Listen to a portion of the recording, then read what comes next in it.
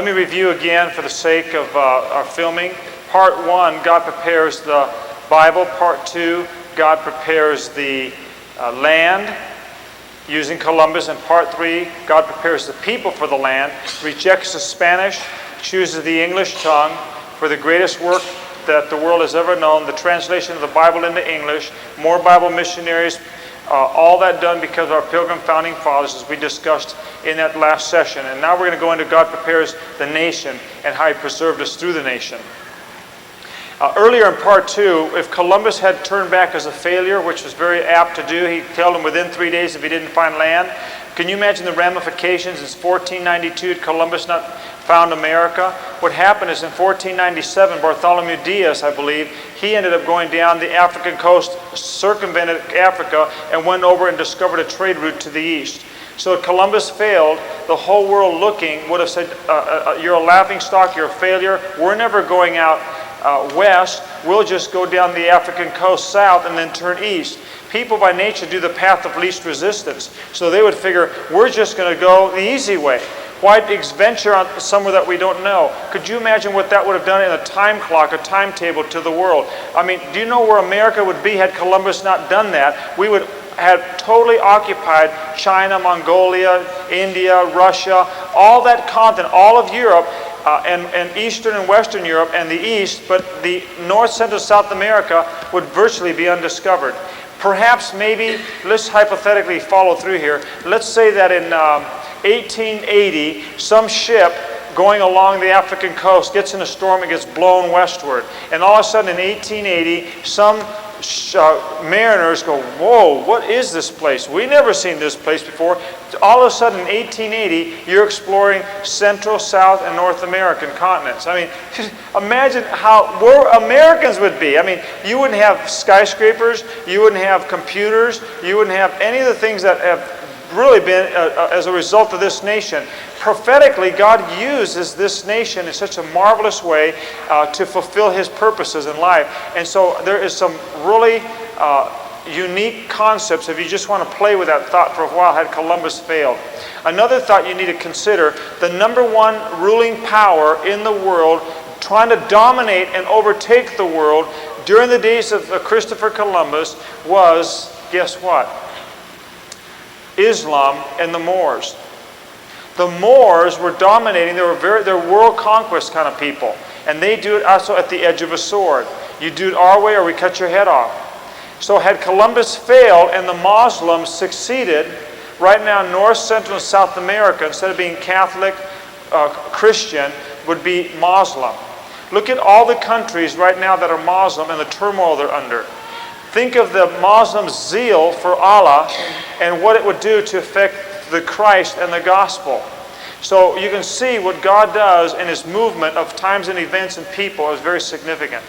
Acts chapter 17 verses 24 and following tells us that God has determined the times and the limits where men would live on the face of the earth. He sets the boundaries and He knows those circumstances. One of the projects that I'm working on now, and I'm compiling information, by God's goodness and mercy, I'd like to publish a book called The Mighty Hand of God. And I'm going to start with the Old Testament, early stories, and weave a thread all the way through the Middle Dark Ages history to modern days, and show how God's hands is involved in the affairs of men.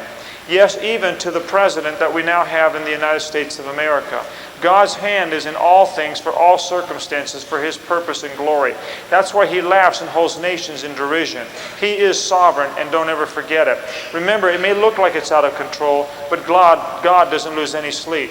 God has it all under His perfect plan. A divine destiny determined before the foundations of the earth of how it would happen, when it would happen, and who would be involved in these happenings. Let's talk about Part 4, God Prepares the Nation. One of the ways I start Part 4 to show you the necessity of Part 4 is I take a musket out and I explain the mechanics of the musket so that you understand some of the intricacies of the musket and how we have forgotten so much history. This is a flintlock, and the term flintlock is because this is the lock of the musket, the lock plate. On the lock plate, on the musket, is a hammer. When I pull the hammer back, there's a rock, and that rock is called a flint rock. So the flint rock is on the lock, and that's where they get the term flintlock musket. Years ago, when you had the expression, I bought it lock, stock, and barrel, here it is, the lock, the stock, and the barrel. It really goes back to a real thing that was on a musket. When you bought it lock, stock, and barrel, it means you had the whole thing. These fire in a most amazing fashion. There's two powder horns. One powder horn has coarse powder that looks like gravel, it's black, and it goes down the muzzle. The second powder is fine powder, looks like table salt, but it's also black, and it's called the pan powder, and it's usually on your possible bag. You pour the pan powder on the pan, put the boot called the frinzen down, and that holds the pan powder from falling off. When you squeeze the trigger, the word trigger is a Pilgrim word. The trigger Pilgrim word, it's actually Dutch. It was brought over with the Pilgrims from Holland. When you say trigger, it means pull. So whenever someone says pull the trigger, they're really saying pull the pull, because trigger means pull. So the proper way to say it is squeeze the trigger. So you squeeze and pull at the same time, getting a clean, accurate shot without shaking. So when you squeeze the trigger, the concept is the flint hits the frinzen with such force that it showers sparks down the frinzen, exposing the pan powder. The frinzen does two things. It keeps the powder from coming off when you're running. Also, it catches the spark, the showers the sparks down onto the powder on the pan. At the back of the pan, there's a little hole. What happens is the powder in the muzzle ignites the pan powder, sends a spark into the chamber where you have already poured your lead ball or your wad paper, your wadding, and your ball with your ramrod and seated it down. When that powder through the pan hole goes in there, it takes a moment for it to heat up and ignite the chamber powder, and out comes a projectile. So when you shoot a flintlock, you have something like this in the way of sound effects. There's nothing in here. I'll have to do sound effects. As soon as you do that, the powder in the pan ignites, and you have this, because you'll actually hear this. You don't hear this. There's not that. You hear this. And you have a cloud of smoke, like a Indian smoke signal, go flying up into the sky. It's really cool looking. And so you have this, and it takes a moment between the pan powder and the muzzle to ignite. So you might have this go off. So without the stop and the explanation, you have something like this. Go off. However, sometimes you have this.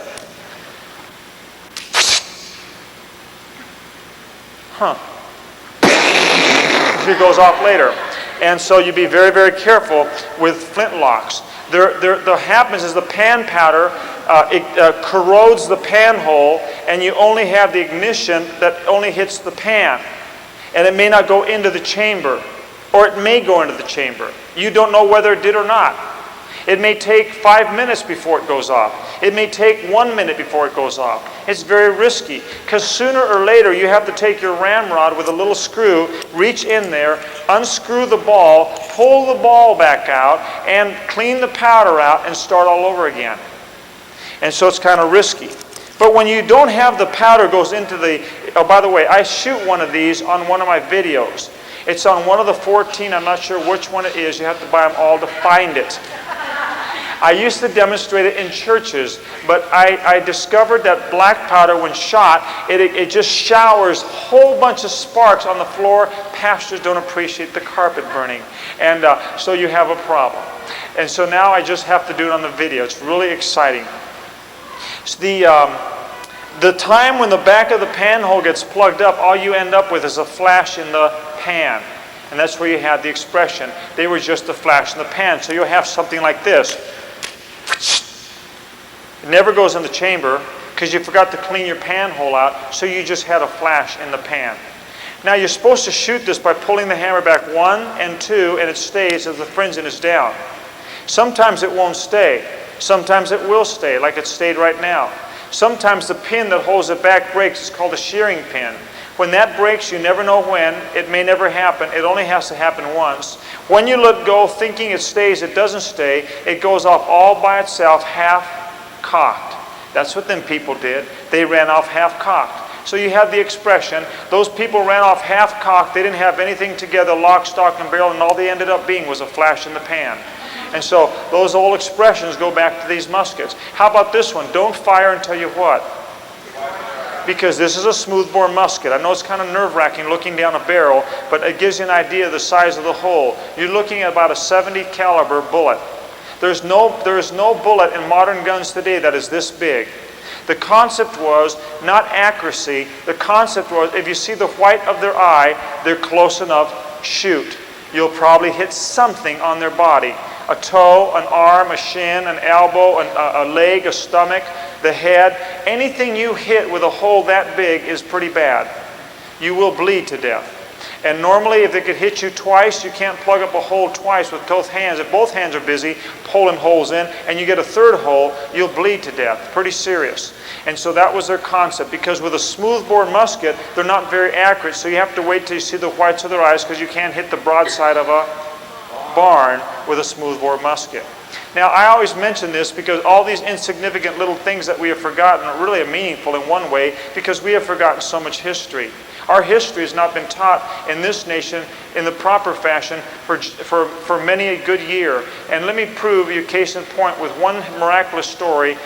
There's several that I could tell you, but time doesn't forbid all of them. So let me just tell you perhaps one.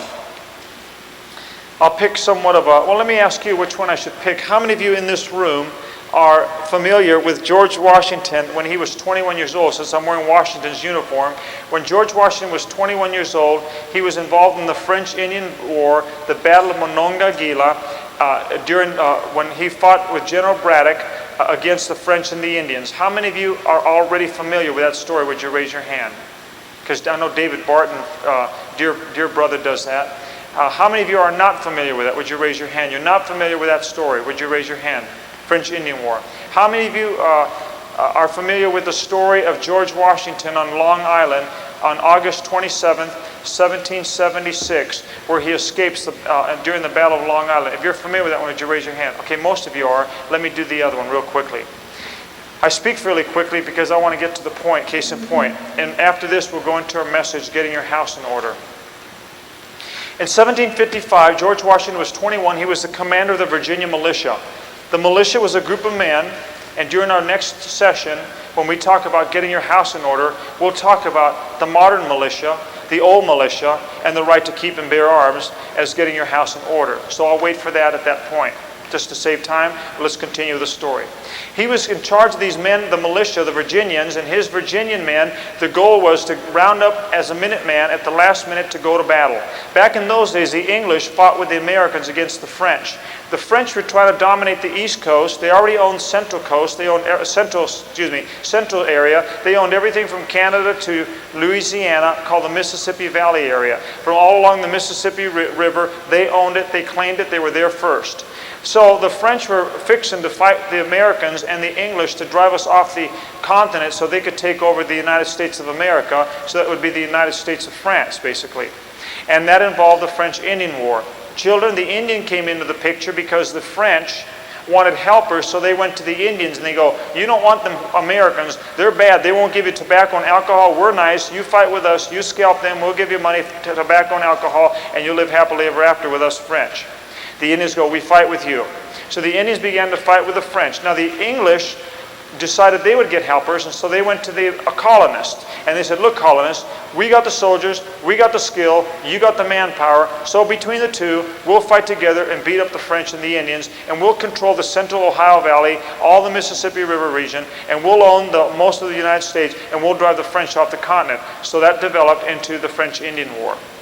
Now, General Braddock came to America. He was the #1 fighting general of the time. He'd fought all over Europe. He was a tremendous fighter, well-seasoned, well-groomed, well-disciplined. His soldiers were the #1 King's fighting force, and they'd fought all over Europe also, and they were well-trained and drilled. But General Braddock didn't know how to get out to Fort Duquesne.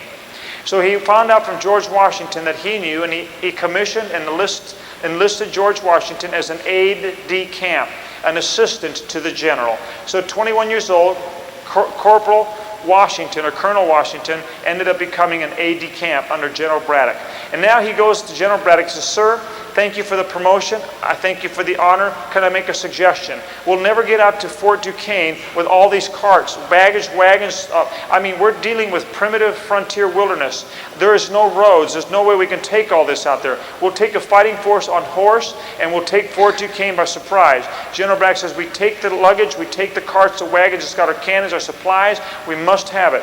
Part of their supplies, believe it or not, were gentlemen's carts. Those gentlemen's carts carried their wigs and carried their powder. They're not gunpowder, they're talcum powder, so that they could powder the wigs in the afternoon, every afternoon during tea, and that they could become, because they were fighting English gentlemen. This is the way they fought all over Europe, as gentlemen. And they thought they'd come out to fight the French as gentlemen, because in France you fought as gentlemen, but the French in America didn't fight like gentlemen, they fought like Indians. And Washington tried to explain it to him, but General Braddock wouldn't listen to his pride, and his pride was a big folly. So what happened? He said, we're taking them out, we'll make a road. He said, sir, how do you sneak up on French and Indians chopping trees? Timber! That's pretty noisy. And so we're going to have trouble getting up on Fort Duquesne as a sneak attack, chopping trees, making roads. He said, listen, I made you an aide-de-camp not to question what I do. You Yankee doodles, that's all you can do. You're Yankees that can do nothing but doodle, a bunch of country bumpkins. We're the British fighting force of the world. You follow our orders, and you will live happily ever after. We'll tell you what to do. You don't tell us what to do. And he was greatly indignant that Washington would even question his superior ability. So Washington just goes, well, okay. And so they went to work, and they began to chop trees. They made a snail's pace of 3 miles a day sometimes. And finally, they get out to Fort Duquesne to make the story shorter. But first, they have to cross a river. The river is called the Monongahela River. They cross the river once. They cross the river twice. The way the river meanders, they have to make 2 crossings. They cross a feeder stream. And General Braddock is very excited because now, about 6 or 7 miles further north, is Fort Duquesne on the Ohio, Allegheny, Monongahela River, where they all kind of connect. Eventually it ends up north at Niagara Falls. And they're very happy. General Braddock says, yes, we did it. We snuck up on them. How did he think that? Because they weren't shot in the water. If you're going to do an ambush, you want to ambush in the water because it's hard to load firing cannons in the water. And so when they crossed the river crossings, they thought it was safe. Yes, the Indians wanted to ambush them in the water. It would have been a very perfect place, but the Indians were very angry. They wanted to be in charge. The French said, no, we're in charge. The Indians says, no, we're in charge. They argued so much that they lost their opportunity. So they took the next best opportunity. It was a ravine just south of Fort Duquesne that kind of narrowed the road down, and they could ambush themselves right in there. Washington was feverish, sickish, almost died during that campaign. The day of the battle, he was finally recovered. He was still fairly weak. They lifted him to his horse. They helped him on his horse, and they sat him on a pillow, and he rode to the front column to be with his men. He told his men to be very careful because he had a suspicion that there would be a sneak attack on them, and they would be caught in an ambush. He began to warn General Braddock, but General Braddock wouldn't listen. As he got close to the fort, General Braddock ordered his musicians to step forward and play their national anthem. Very common to do in European fighting. Da da da da da da da da da da da da da, bomb bomb bomb, and they're marching off to war. Now, as they're marching off to war, they're expecting fully that the French would come out from the fort and go, oh, okay, now we will fight. Now, let me take you back to Europe, and here's how they fight in Europe. The French officer says to the English officer in broken English, Monsieur, I say, is you ready to have the shoot now?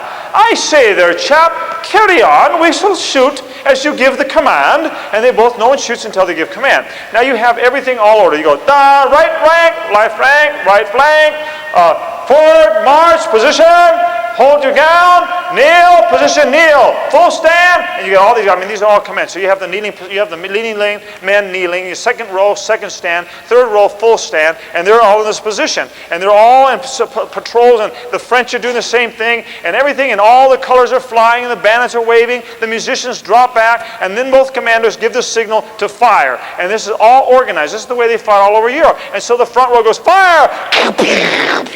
Only the front row is allowed to shoot. It's against the rules to shoot other than you're given commission.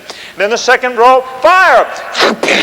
Kind of second taller man. The tallest man at the very back, fire! Front row, fire! Why are you staggering your shots? 17 seconds, load and fire. This makes brilliant sense in a European battlefield. This is the way they do it. Very cool, very calm, very collected. They're loading everything while the bullets are flying. You're taught even how to die as a gentleman. If you're shot, you just go, ugh. Now you would never go, Mom, I'm going home, I was shot. I mean, if you stood up, you get shot in the back of the head by one of your buddies. So in the front row, they just tell you, you just go, chitty old chop, and you're dead. And that's the front row. The front row had it pretty good. The second row, they had it pretty bad. Because if they shoot and they're shot, you're taught not to just fall back because you're about to have a guy shoot behind you. So they said, hold yourself, steady yourself, look around to die, and fall on a body that's already been shot. Because you want to fall on a shot body, not on the guy that's about to shoot. You go, I've been shot. Oh, chitty, and you fall over on this body. And the back row, they taught you're shot, you just go, goodbye, and you fall over backwards. And so they have all this stuff drilled. Now we laugh because it seems so silly, but this is the way they fought in Europe. And then they would shoot for quite some time. And then finally the Frenchman or the Englishman would say, I say there, I am running short on ammunition. He says, would you like to have a bayonet charge? Oh, monsieur, bayonet is our favorite. We have bayonet. Sir, ceasefire, ceasefire, always ceasefire. Okay, mount bayonets, bayonets. Clang, clang, clang, clang, clang, clang. All the bayonets are loud. And it says, bayonet, monsieur, bayonet, all the commands, and they're all ready. And they'll say, okay, ready, drummer, drum. Brum, brum, and they're marching. Boom, boom. I mean, this is perfect cadence. They halt, halt.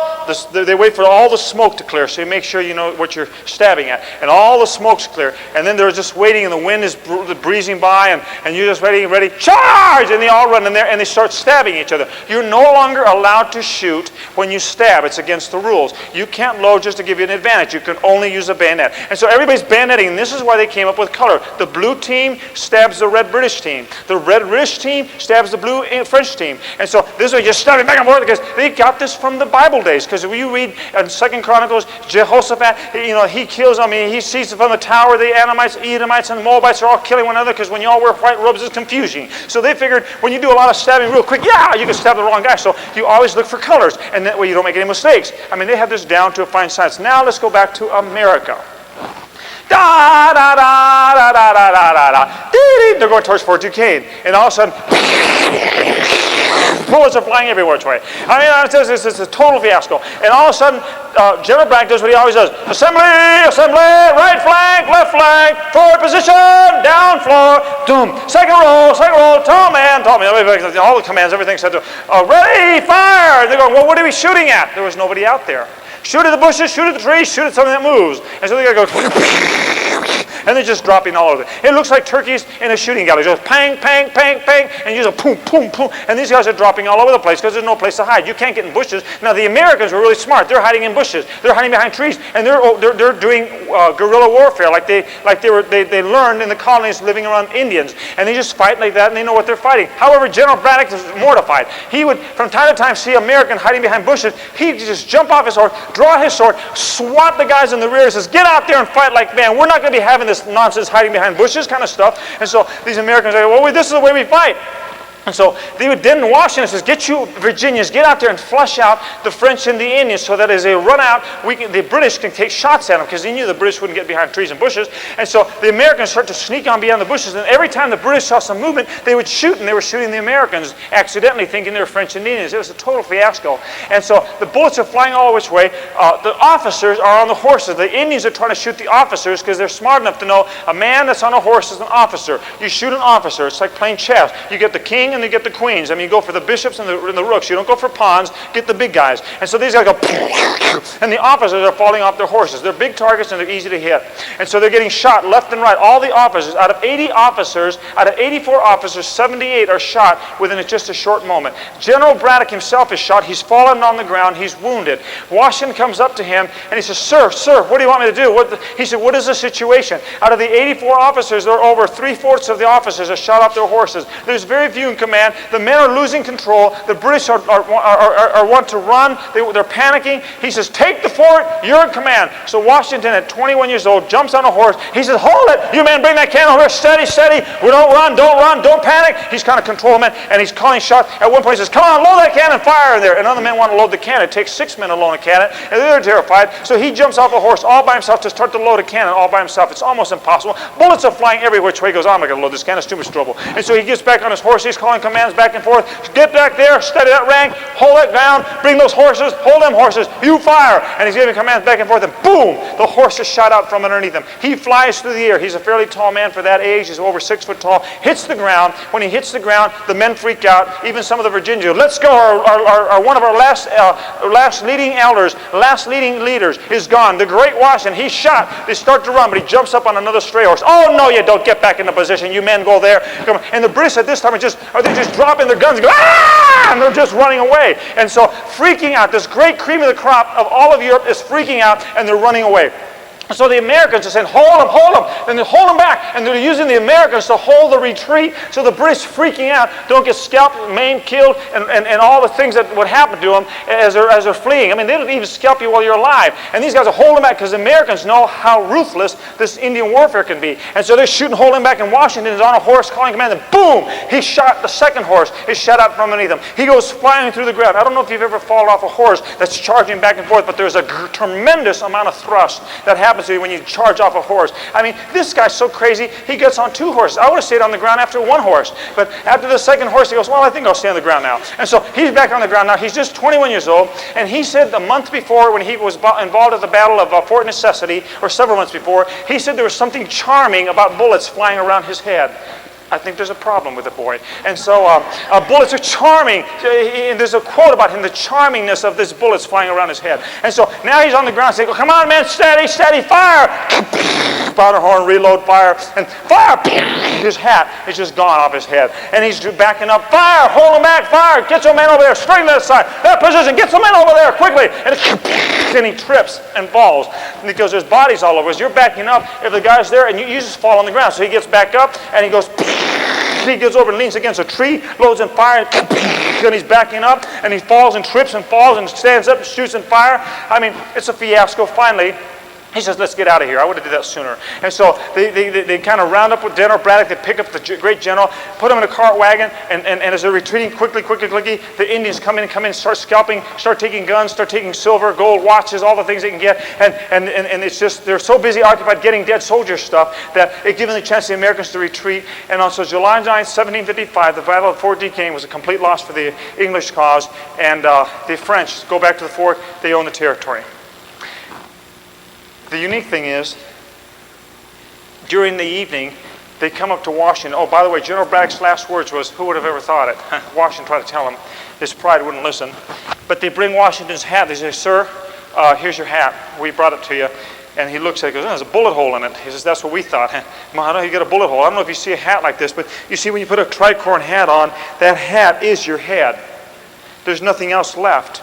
The hat is on your head. There's no big hollow brim up here. So to have a bullet in it, you should have a bullet in your head. So he probably figured, what bullet there? Probably, flew off the air. Or on the ground, bullets flying everything. Just bounced off and put a hole in there. Well, thank you, man. And they're kind of staring at him. Says, sir, we don't know how to tell you this, but we've been looking at your uniform. You got a hole in your coat. And he looks over and goes, wow, goodness gracious. There's a hole right here. Look at that. Huh. Stuck his finger. He says, sir, you got another one on this side. Huh. Another one, another hole. He said, sir, you have 4 bullet holes through your coat. 4 bullet holes through my coat. 4 bullet holes. Is there any blood back there, fellas? Any blood? I mean, he's not, the 4 bullets passed through his coat and no blood was on his body. What would you call that? A miracle. I call it a miracle when all the men around you are being, he said later, the men on all sides of me were being leveled. They're all just decimated. I mean, I'm talking about literally hundreds are just down, and you're still standing. You're on a horse, and 2 horses are shot out from underneath you. And you got 4 bullets passed through your coat and 1 through your hat. So the report went back that he died. When he found out that he was supposed to be dead, because they told his family, he wrote his family immediately at the next fort, and we have documentation on all this. He said something like this, Dear Jack, his brother, I understand that you think I died. I haven't died. I had 4 bullets passed through my coat, 2 horses shot out from underneath me, but divine providence protected me beyond measure. Now, we in America hear divine providence and we misunderstand our founding fathers' term for divine providence. I'm talking 1700 England. You use divine providence respectfully. It's not like modern America divine providence. You would hear a pastor maybe say, divine providence. God has condescended to look down on man, to create. And you sit there and go, oh brother, I wonder if this guy's even a Christian. This is modern word for people who might talk that way and totally misuse this kind of unity gospel or dead church, stiffness and vocabulary, and you wonder if there's any deep heart relationship with God. You can't do that with our founding fathers. So what they're telling us in modern history is that our founding fathers weren't Christians. They just used the word divine providence because they were deists. He just says divine providence. But no, he said divine providence protected me beyond measure. What he's trying to say is the Lord was faithful. He was gracious. His hand of covering watched over me and guarded me. And he said, I didn't even draw my last will and testament. In other words, keep your hands off my property, brother. I'm still alive. And that was the purpose of his letter. Well, the interesting thing is, 15 years later, when George Washington was in the Ohio Valley, you see Congress never paid the veterans of war any restitution for the French Indian War. Obviously, the English didn't do it. And so he was there before the American Revolution trying to give restitution. The way you would get payment, the soldiers go, hey, we'll just take property. Just due recompense. So Washington, the surveyor that he was, as a civilian, said, I'll volunteer. Go get you some property. I'll pick up myself some property, and we'll go out there and we'll divide the land. So some of the soldiers got there, and some of the surveyors out there, and he's out there surveying. And one day a group of Indians come into his encampment. They may have pulled muskets out, but it was somewhat during time of peace. And they go, white man, we no come to fight. We come to speak, parley with you, great man. And Washington says, put your muskets up. They put their muskets up. And one Indian who spoke broken English steps forward and says, my chief, he want him speak to you, great white father. He says, what's your chief want? So the chief came forward, and usually what you do is you meet a chief this way. In all the books I read from Frontier Lore, historical volumes and such, you usually walk with your palms forward, and you extend your palms, and you both face each other. Then you both come closer, and you both embrace each other. And as you embrace this way, and you start patting each other all the way down the sides and the back as you're embracing each other. Why in the world would you do that? Weapons, I'm checking your enemy out. I want to parley with you, but I want to make sure you're not armed. Where'd they pick up those kind of concepts? Oh, things like the Bible, like Jehu gets stabbed by somebody that they least expected, So they knew there was treachery, and so they kind of go through those kind of things. Maybe they had treachery among their own tribes, and once they do that, then they step back and they parley. So when Washington stepped forward to greet the chief stepped away from him, which is not really protocol, didn't make sense. So Washington thought, well, that's kind of interesting. So Washington wasn't too forceful. He just said, okay, let's bring some food. You generally don't have to invite them twice for food. They're very happy the first time to be invited once because they're hungry. There's no stores out there, and they've been walking. And so, yes, eat. Yeah, great. Thank you, white man. And so they set up a wilderness banquet, the best that they can eat, not much. And they're sitting around chewing and eating, and the chief is just folded hands looking at Washington. Not eating, just staring. Give you the willies. And anything you know about Indians lore is very, very interesting. Some of you ladies would be driven crazy. The Indians used to just walk into the frontier settlement, into your cabin. You had latches and things. If your latches open during the day, they just, no knocking, they just walk in. This is very common. It's 1,800 testimonies that I've read, journals, diaries, and such. They'll just sit in on that little wooden table with 2 or 3 chairs around there, and your husband's out in the field. You might have a little kid by the fireplace or something, and they'll just sit there at the table and stare at you. Never talk, just stare. And you ask them a question, they may not even talk back to you. They just stare at you. And after maybe 20, 30 minutes of staring at you, not going to hurt you or anything, they just get up and walk out. I mean, this is very common. In fact, a good, well-documented movie that shows a little bit of Indian personality is old Henry Fonda's Guns Along the Mohawk. And you'll see similar to that kind of situation. And very clean, and it's the British-French-Indian War kind of area in time of war. And so the Indian he's just looking at Washington. And then Washington might have said, I thought you said your chief wants to speak to me. You want to speak? No, speak now. No, no, why Indian no speak now? We just eat now. And they're eating. And Washington says, bring some tobacco. Tobacco usually works. Now, I have to explain this for you children. Washington was a plantation owner, raised tobacco, as many Southerners did, but he didn't really smoke tobacco. In all our documentation, he didn't smoke. He didn't like to smoke. Now, the tobacco plantation owners could have been born-again evangelical Christians and loved the Lord, but they didn't know tobacco had the properties that we have today. Some of them suspected that. In some of the journals that I read, they thought it was not healthy. And so there was already some beginning to give education on the dangers of tobacco. But Washington, out of kindness of his heart, said, I'll give the Indian tobacco because they like the tobacco and he'll think I'm his friend and he'll talk to me. So he offered tobacco to the chief and the chief refused it.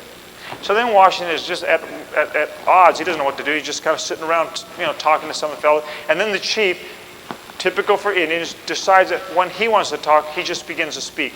Ate ishike ota. Anda hote ka hote ingishi opahale ingahatote kate.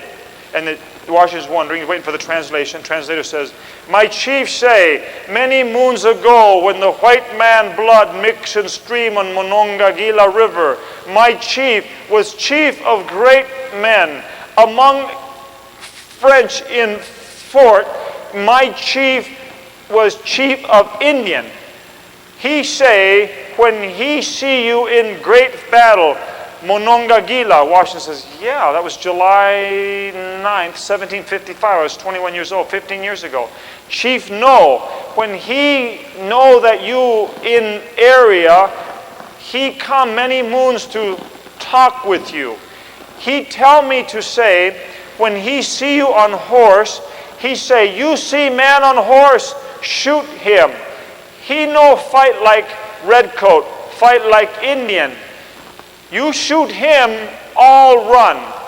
He say, all Indian know how to shoot musket. French teach Indian in fort to shoot and drill with musket shoot.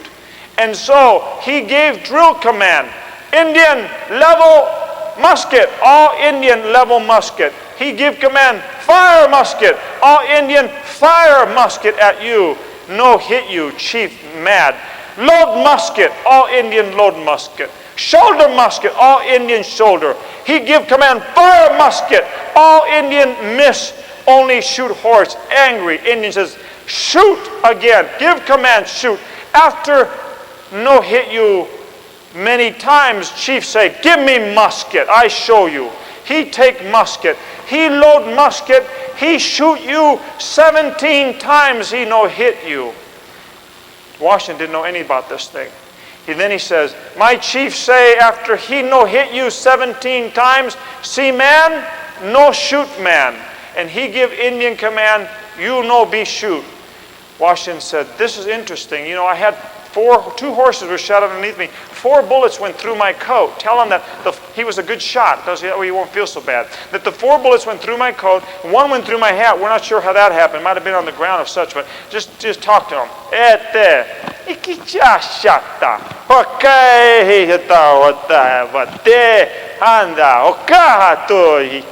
Two horses. Coat. Chief hears this and goes, Washington hears this, interesting, what's going on? Chief goes, kaha, eto te shikandaha, embaote, ukuki, ishipande, ukata. And Washington, one who says, what's the chief just say? Chief say, he know now that great spirit watch over you.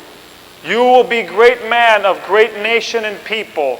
People no born at now time will come in time to come to say you the great man of great nation. For great spirit will guard you and move your life in time to come. He got up and moved away. It's called the Old Indian Chief Prophecy. And I got that documentation. See, I'm a Washington collector. And I have over 5 or 6 books from the 1800s on George Washington. And I pieced of all my books from the 1800s, some precious books that I have. My oldest one is like 1820, just 19 years after Washington died. Parson Weems' life story of George Washington. First man to have written a story on Washington. And the thing is, when I give that story nationally, especially for people who don't raise their hand to say they don't know the story, and I ask them, how many of you have ever heard your teacher say that story? Nobody ever raises their hand. When they went to school, they don't know the story. I think that's suspicious. I mean, wouldn't you want to know when you were a kid growing up that Washington was shot 4 times, had 2 horses shot from underneath him, and 17 years later during peacetime, an Indian came and said, you will be the founder of a great nation? That was before he was a president or a general. And that you will be hailed as a people and a people to come as a hero of that nation. And George Washington, until Abraham Lincoln came, was the #1 hero of this nation. Just as his death, Robert E. Lee's father, Light Horse Henry Lee, said he was first in war, first in peace, and first in the hearts of men. And nobody has hardly ever heard that story. And yet there's something suspicious. I know if I was a little boy, I would have ran home. Dad, Mom, did you hear what happened? George Washington shot 4 times, bullets flying all over the place. Friends died all over left and right. Horses shot out from underneath. An Indian came. And I would tell the whole story to my parents.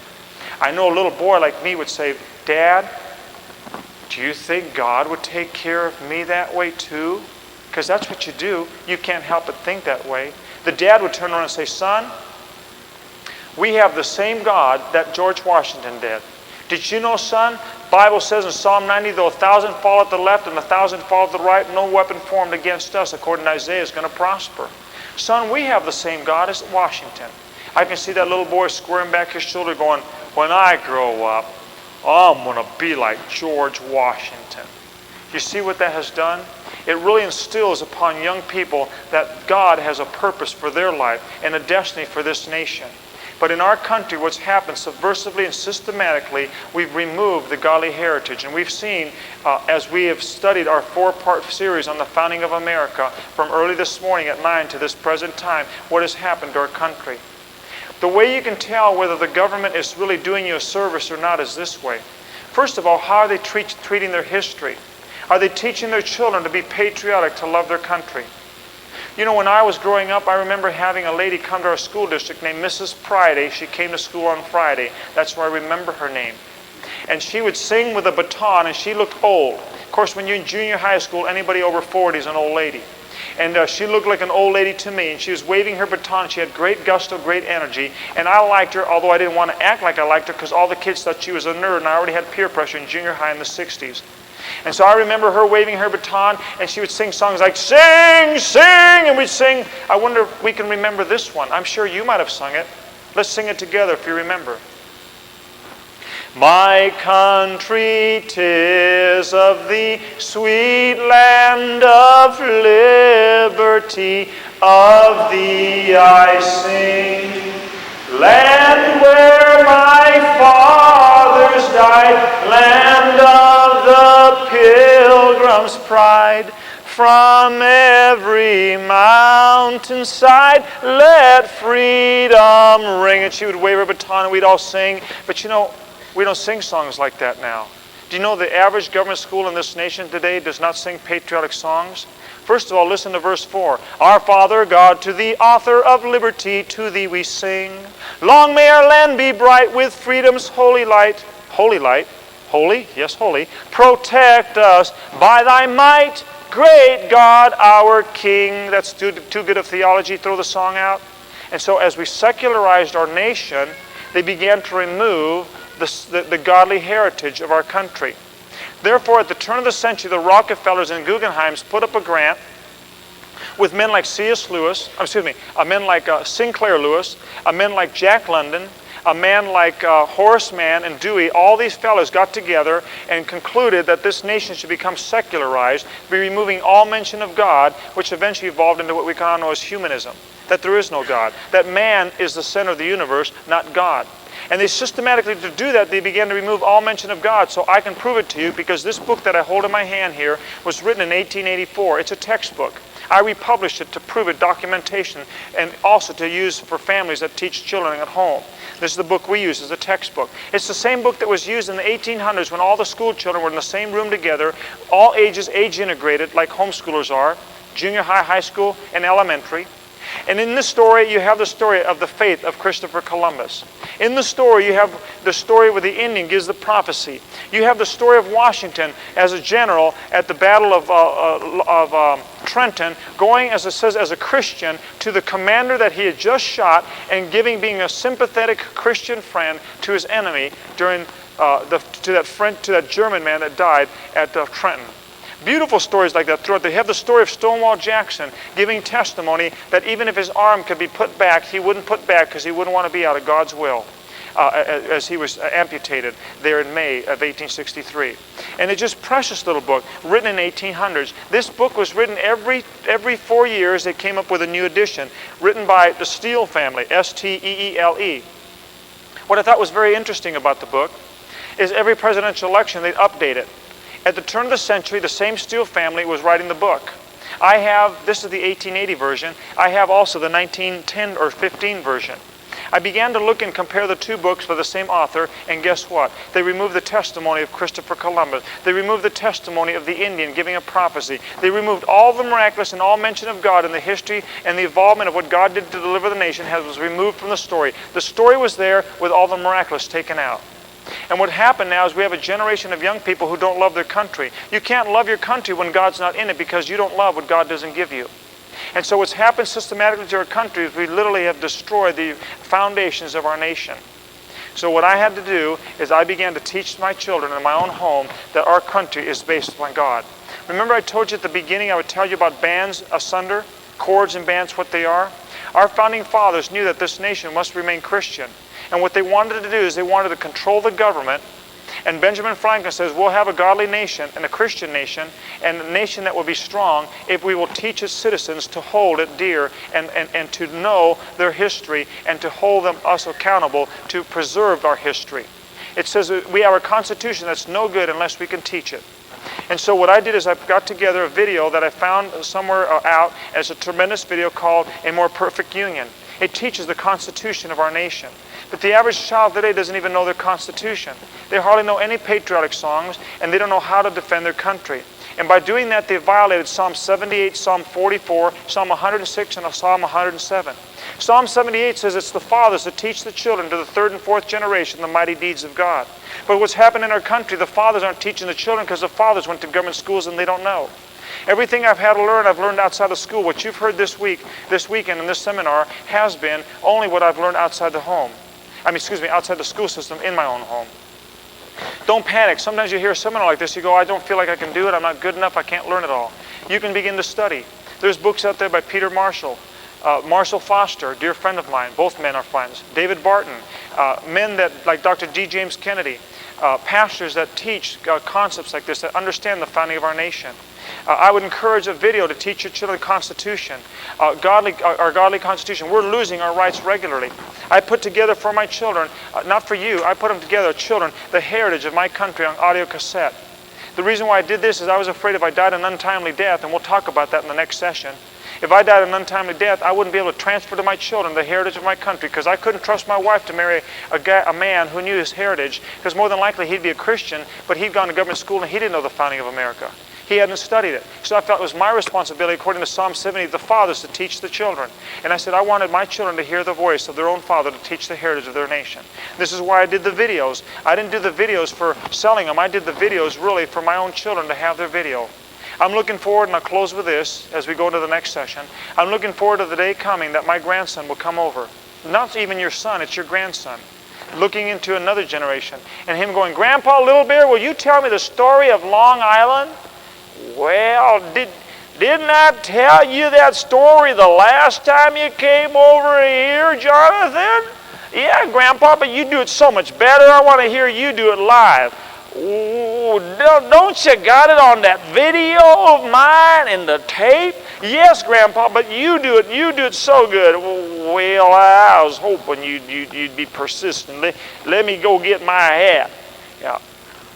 Long time ago. Oh, British is surrounding them like varmints. They're like bees to honey.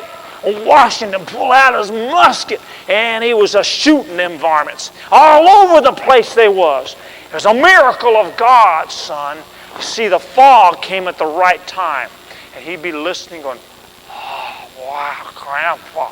After the story, Grandpa Little Bear, you're the best storyteller I ever heard. Thank you, son. God bless you. You go home now. You remember what I've been teaching you. Keep listening to them things because it's going to make you a godly man someday. You'll defend the country. Don't let nobody take it from you. Yeah, they understand. Yes, Grandpa, ain't no one taking it from me. Okay, you go now. And someday, more than likely, my daughter will come into him. It's going to happen to the Lord tarries to every one of us. Jonathan, Grandpa Little Bear died last night. He was a good grandpa. And I love my dad. He taught me so much, and you were so fortunate to have Grandpa Little Bear. He was so good. But Mom, how could Grandpa Little Bear die? He was only 90 years old. Well, honey, we all got to die. Mom, I don't know if Grandpa ever told you. I know he got other grandsons and things, but Grandpa Little Bear said I could have his George Washington coat. He said he saved it for me, Mom. And I'm going to go around. I've been learning his videos, and I've been memorizing all those things he did. Ain't no one taking my country. I'm going to wear that coat, and I memorize it. I'm going to be like Grandpa Little Bear. I'm going to transfer what he taught me. And he said I could have his machine gun too, Mom. I mean, I know that little boy is going to have that same character. That's my goal. You see, parents, we preserve a nation. The way you win the nation is by winning your family and transferring from one generation to the other. You get discouraged when you vote as I get discouraged. But you know what the Lord showed me? The Lord showed me, even though it looks like we lose, we never lose when you take this attitude that Joshua had. He tried to convert the nation of Israel, but he saw they were getting wayward, even in his old age. And he ended up just before dying saying, as for me and my house, we're going to serve the Lord. And when I saw that, the Lord encouraged me. He said, Little Bear, you can give seminars, you can teach people, but he says the bottom line is you teach your children. So dads, you know what I do at home? I make it my duty to teach my sons and my daughters. I don't let my wife do it. I count it an honor for me, the man of the home, to teach my sons and my daughters a godly heritage. Men, just begin to read a little here and a little there. Get tapes, get books, get stories, and learn these things. It's so imperative to our country. America's only as great as we're going to teach it to our children to preserve it. Let's pray. Father in heaven, I thank you for this great nation. Lord, that you've brought us through all the things, the bands, the cords that we hold our government tight with, the laws, the just laws that have been given. I know they want to cut them cords, Father, but I pray that we'll hold them accountable to the Constitution and to just law, built on Blackstone, Locke's commentaries, and all the great things that our founding fathers understood and knew. Father, would you teach us to be godly? We pray for our president, Lord, that you'll give us a godly president, a godly first lady, a godly Supreme Court, godly judges, godly senators and congressmen, city officials, Lord, godly mayors. Lord, that this nation would once again turn to the God who gave us this great and mighty nation. I thank you, Father, for this opportunity. May we pass this to our children's children. In Jesus' name, amen.